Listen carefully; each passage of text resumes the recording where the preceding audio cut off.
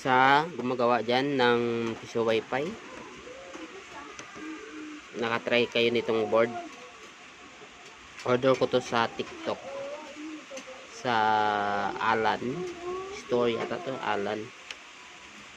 Para sa akin not recommendable to, parang pangit. Alam mo, nag-order ako, sira agad.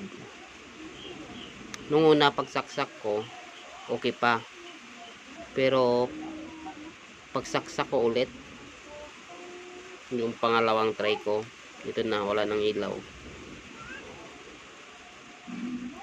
Not recommendable to.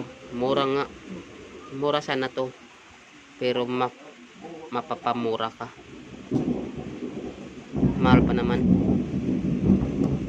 Yun o, nakasaksak yun o, yung back converter na 5 volts.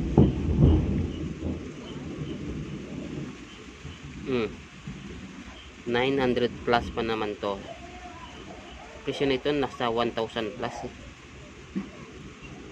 Mas okay pa yung kulay blue nito.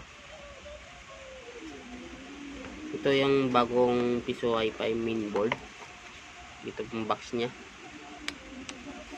Sayang lang pera ko dito. Walang ilaw. It means sira na to. Ano ba yan?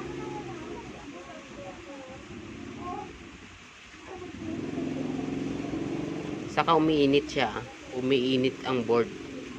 Mainit ang board. Mainit. Kung ako sa inyo, mas okay pa rin yung orange pine na kulay blue, yung ano, blue ba yun o violet. Pero ito, mura nga ito. Pero hindi mo alam kung tatagal. Ito nga oh, bagong order ko to, pero hindi na. Una umilaw pa to una, pero yung second try ko umilaw naman siya, pero agad namatay. Not recommendable.